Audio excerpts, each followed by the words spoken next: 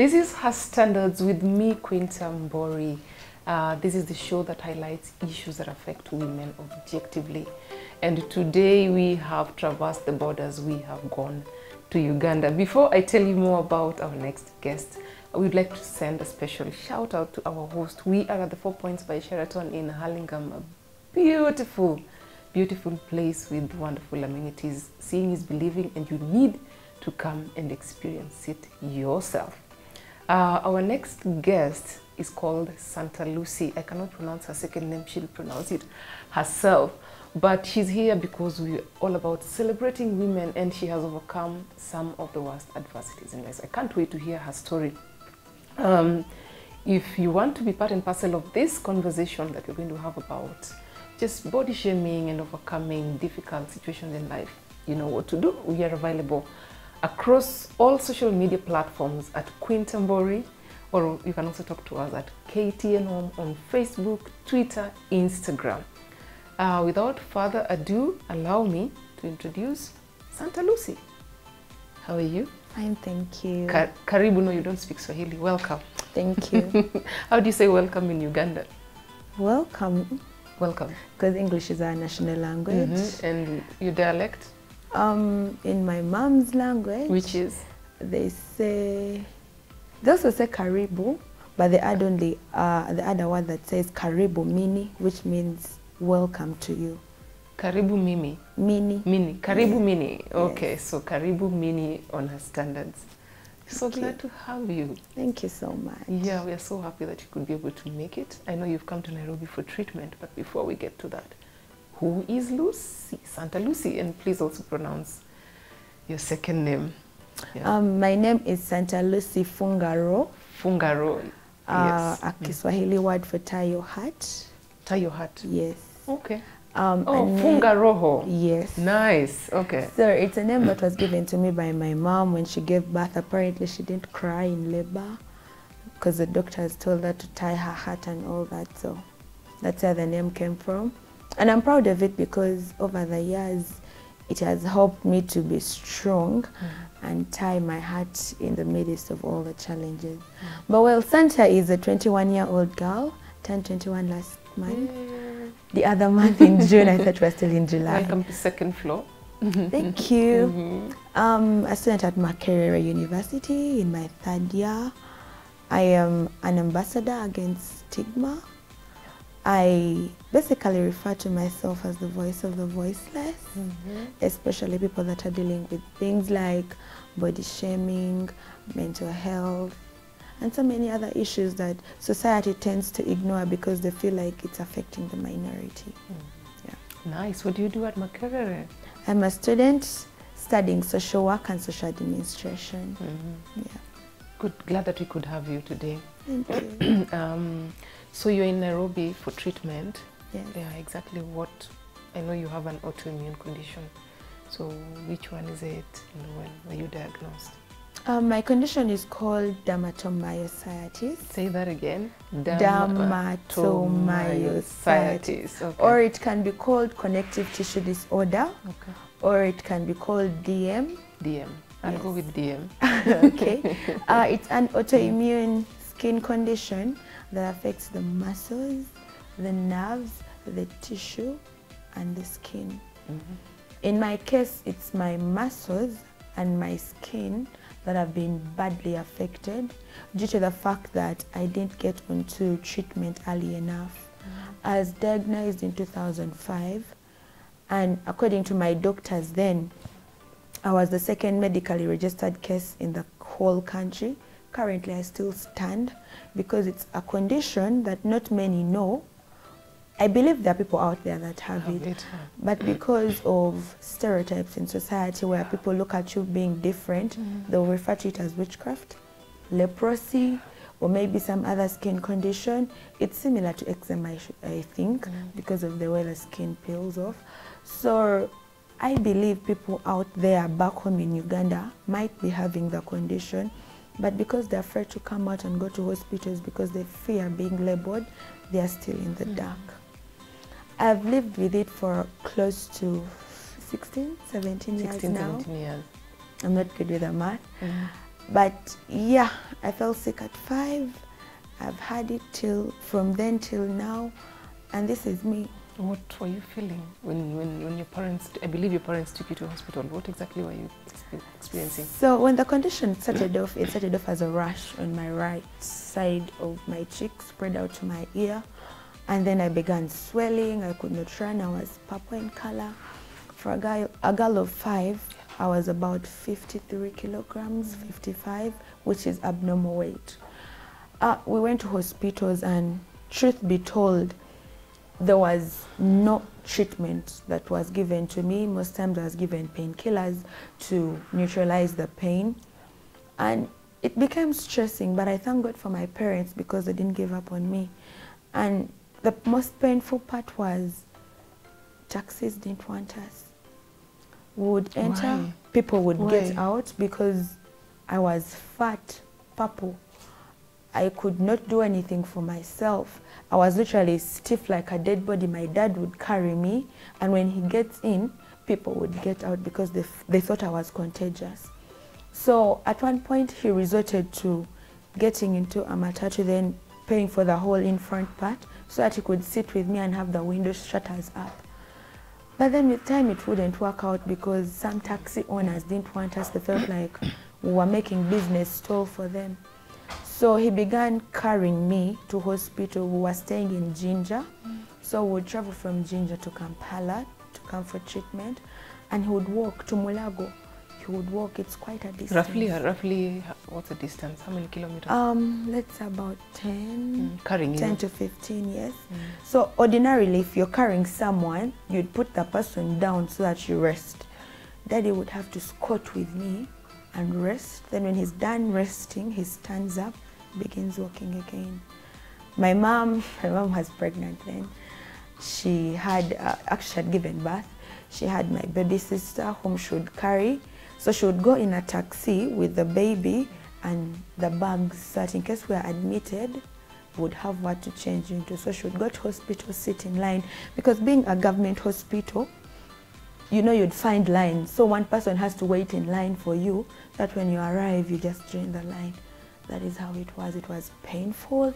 It was depressing seeing my parents go through that. How many are you in your family? We are 3 and I'm the firstborn. You're the firstborn, Yes. and you're the only one with the DM. I am the only one with the condition. It's autoimmune, it's not genetic. If it's yours alone. Because we did a background check, we had to follow up the roots of our family. And surprisingly, apart from the eye issues, there is nothing. It's only me. It's only you. Yes. So what other skin conditions are linked? What other conditions are linked to the DM? What do you experience as you grow older? What are some For of the my symptoms? case, Yeah. for my case, I got asthma along the road because my lungs got weakened. It's basically your immune system is so strong, it begins fighting your body. So when I began taking immunosuppressants to mitigate my immunity and make it less strong, I got asthma along the way. And I've never gotten malaria from when I was a kid. I don't remember getting it. Sometimes, honestly speaking, I take anti-malaria tablets just to feel how it feels like taking them. I recently began getting cough and flu. And when I came to Aga Khan for treatment late last year, around November, I began taking proper drugs now. And it has been really painful. I actually got COVID. I was immune to the first phase. Reason being, I had not yet started treatment. And I was like so strong. I would go out without a mask. I would do anything. I would like literally step out. People would be like, COVID this, COVID that. I was actually taking care of people that had COVID. When the second wave hit, my immunity was so low that I would get flu by just mere dust. Anything could like literally affect me. Around that time, I was vomiting blood a lot because I have a calcification under my lung. A calcification is a wasted muscle, like this on my palms. So I had one of these. I have one of these actually under my lung. So sometimes I vomit blood. That was around the time I got COVID. And I had it for about 2 weeks. And I'm glad I got it because I got to know it's real. You know, I had this mentality in me of, I am immune, strong immunity. So knowing that I could get exposed to such risks made me become more aware of the dangers that are lying out there. To take care of yourself, of course. Yeah. Okay. Anyway, how was it growing up with this condition? Did you ever experience any form of discrimination? Did you have normal friends? Did you lead a normal life? Growing up with it, being a child, I don't think I paid attention to it then because I knew I'm just sick. I'm just sick, I'll heal. And that I will heal in my mind has always kept me. Nice. I went to nursery school when I was really fine. It was when I joined primary that I began falling sick, and I didn't study my whole primary one. I was in hospital, but I thank God for the fact that I didn't repeat any class. We were living near the head teacher of my primary school, so she kept giving me exams. People would be doing exams. I believe she passed me on merit just to keep me in school. So when I came back, I began feeling that stigma. People didn't want me, teachers, the kids. But then there was that category of kids that I grew up with, I studied with in nursery. They knew Santa for Santa, and they believed she is sick, she will get fine.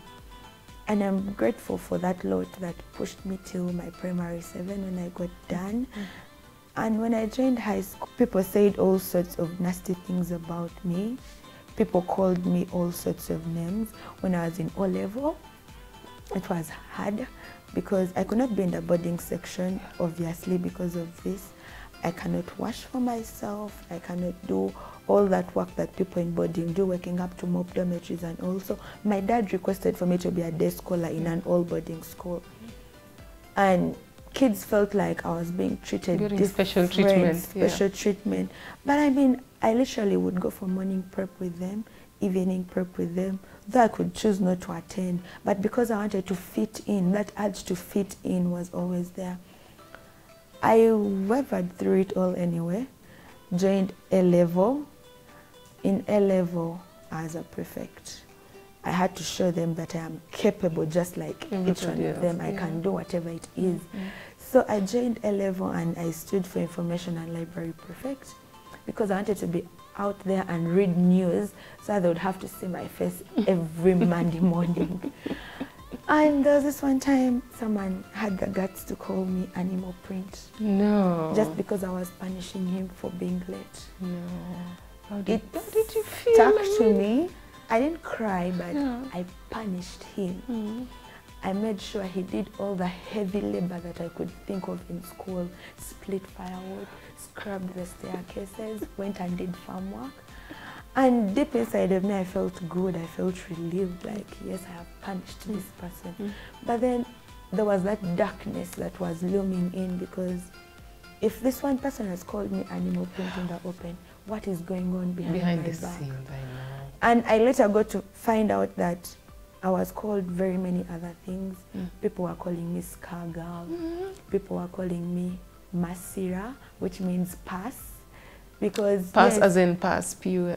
Yes. Because yes, I don't deny that once in a while my calcifications would like burst out unknowingly. You know, you're in class, maybe you've moved your arms and you've not noticed you've moved them the wrong way. Because I have some here, maybe your elbow has misbehaved and now your uniform shirt is all stained yellow and reddish. So people were calling me all that stuff and it was quite heartbreaking. But I managed to get through with high school and got done. When I joined campus, I was called contagious. No. And that honestly sat. Contagious? It sat, it hurt.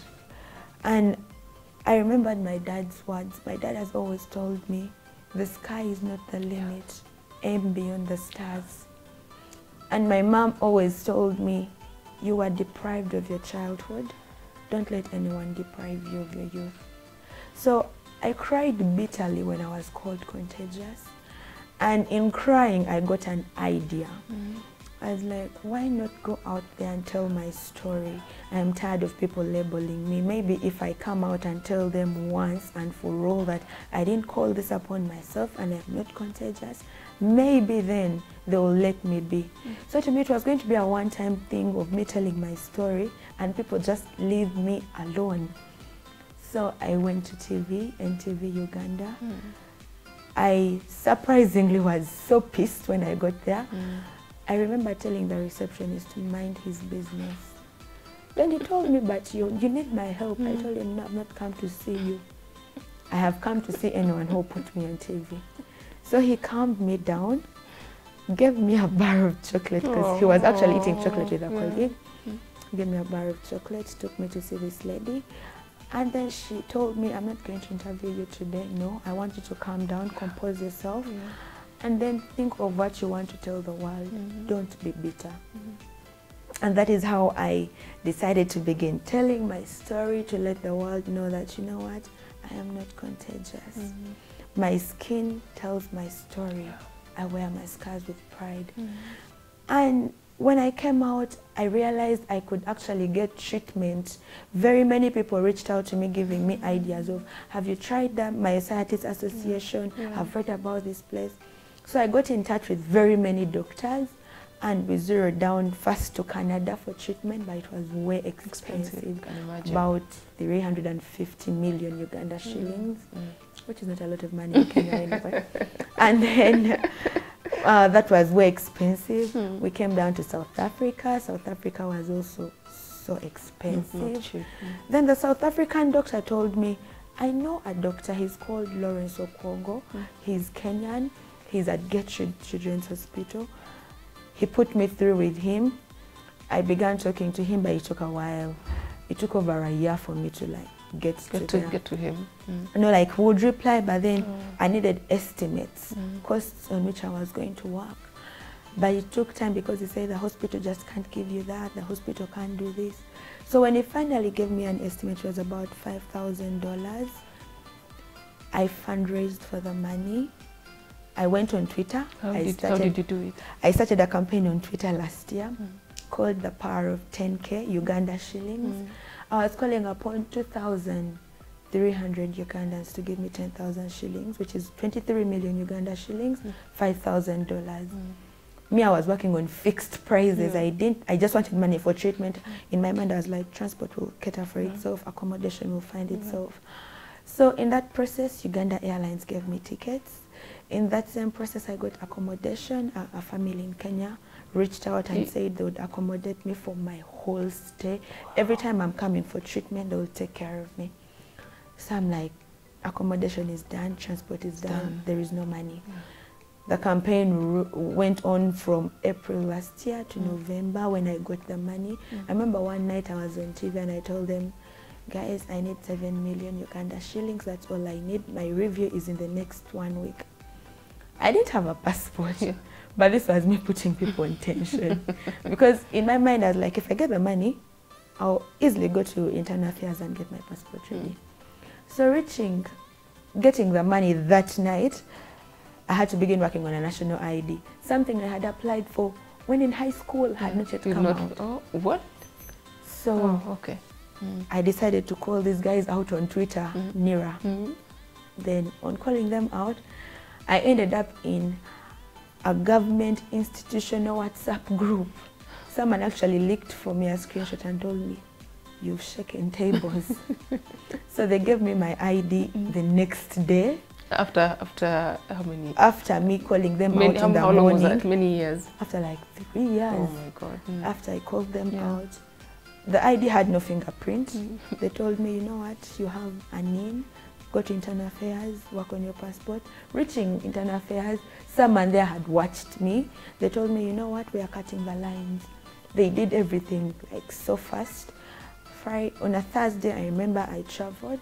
That was Monday, Tuesday. Tuesday I had my passport. Wednesday I picked my tickets. Thursday I was in Nairobi. Friday we go to Gertrude. My doctor is sick, he has COVID. They tell us we have to go back to Uganda because they can't treat me until he recovers. I told them I've come this far, I'm not turning back. I was told there are 2 rheumatologists, one here, one in Aga Khan. Write a letter sending me to Aga Khan. My doctor wasn't there. I told the receptionist there, you will write me the letter. I'm not going back. I felt like I had had it enough. And it was time for me to boss up now.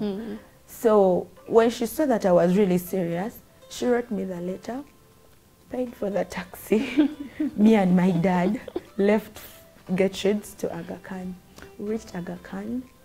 I had to do all those physical tests. I first met a children's rheumatologist who told me, you're above 18, I can't treat you, I'm going to refer you to the adult rheumatologist. I told her it's okay. Then she referred me to the adult rheumatologist. There and then, he asked me, why did you take long? I told him, back home in Uganda, we don't have the right services. You go to hospital, they're going to put you in drugs that you literally know will not help you. So we ran tests. He sent samples to India. And then he told us your results will come back in a month. For now, I need to suppress your immunity and see if you will be compatible with the drugs. So I was put on high dosage immunosuppressants for a month, and then I was supposed to come back in January. So we got the drugs, and in my mind, I had doubts. Because, okay, you've done tests, you've given me drugs I don't know. Drugs I have to take once a day, and then one once a week. Okay, what else? I thought you're going to give me creams to put on my skin. I thought you're going to take me to theater because I have all this. You were not feeling satisfied. I was not satisfied, but in my mind I was like, trust the process.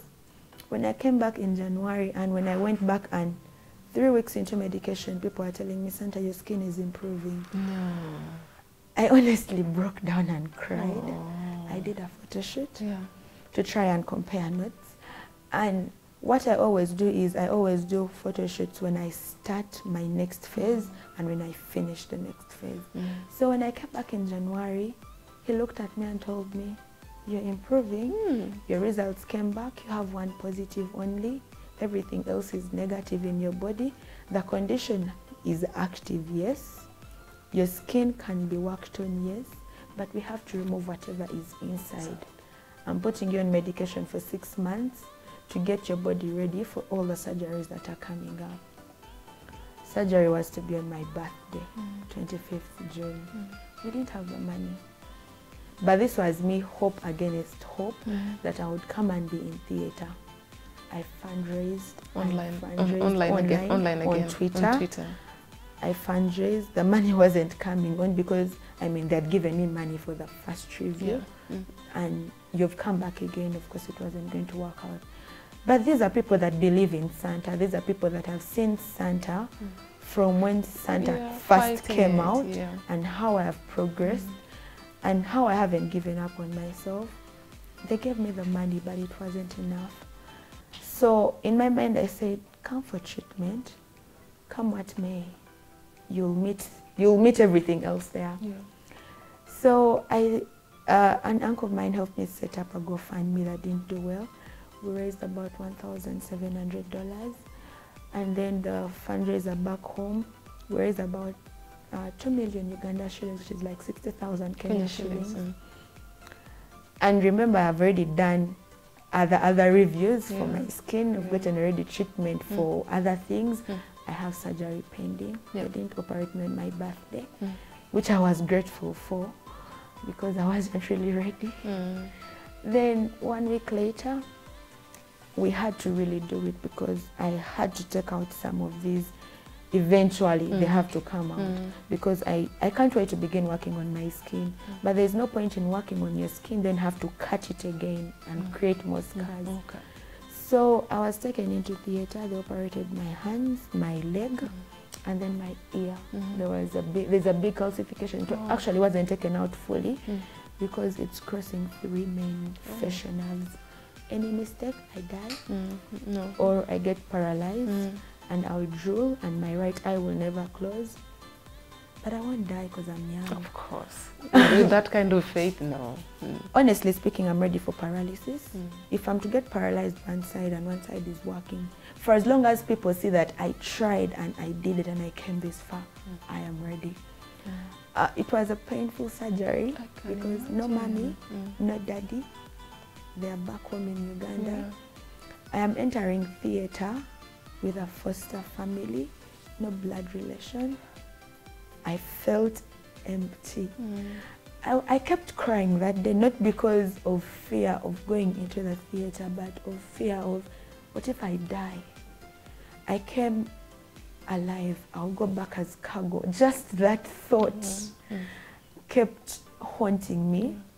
But then in my mind, I'm like, Jesus is in the theatre. He is waiting for me. I won't die. He gave me this battle because I'm strong. That is what kept me.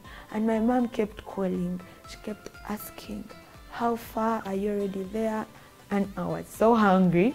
I last ate the day before, because the day before I kept treating myself to all my favorites. I'm like, you know what, if I die, I'll have died having eaten, then I eat what I want. If I die, I'll die having eaten. And that day, the night before, I kept eating fries because I love fries. I kept eating fries and I was actually licking mayonnaise, something that is so abnormal. And then the next day, I'm also hungry and I'm asking the doctor, okay, can I at least drink water? He's like, no, because we have to turn you on your tummy, and what if you choke in your sleep, and all those things. Then he actually talked to me when we entered theatre, and they are putting these things on me. They put some funny things all over. It is not my first surgery. It was my 16th surgery. You have had 16 surgeries? Yes, but this was painful because of the fact that I didn't have close family around. Yeah, it was emotional. And I was thinking about how they felt knowing I was in theatre in a foreign country. And by the way, for that surgery, we fundraised 3 days to surgery again because the money wasn't enough. Aga Khan slapped me with a bill of how much? 250,000 Kenya shillings. Money I didn't have. They were operating me 3 days after my initial travel date back home. I had to push my flight. And then they're giving me this bill. This is me in a foreign country with 30,000 Kenya shillings. Where will I get 220,000? And the GoFundMe gave me the money. It was about 170 who were still down. Kenyans gave me money. Oh, that is so nice. I am so grateful for all the support they gave me. And I'll forever be indebted to them. That is so amazing. Thank you. That is so amazing. We are glad that Kenyans were able to come through for you. They came through at short notice and raised the money. That is amazing. And thank you for being strong. Thank you. Well, if you're just joining us, we are privileged to be in the company of one amazing personality. She is called Santa Lucy from Uganda, who wears her scars with pride. She suffers an autoimmune disorder, and she's just here to help us see things from her view and how also fight the stigma that is associated with people who suffer skin conditions. We are so glad that you at home is able to join us and be part and parcel of this conversation. We are available at KTN Home across all platforms, or as Quintambori on Facebook, Instagram, Twitter, as well as LinkedIn. We want to take a short break to pay some bills. See you in a short while.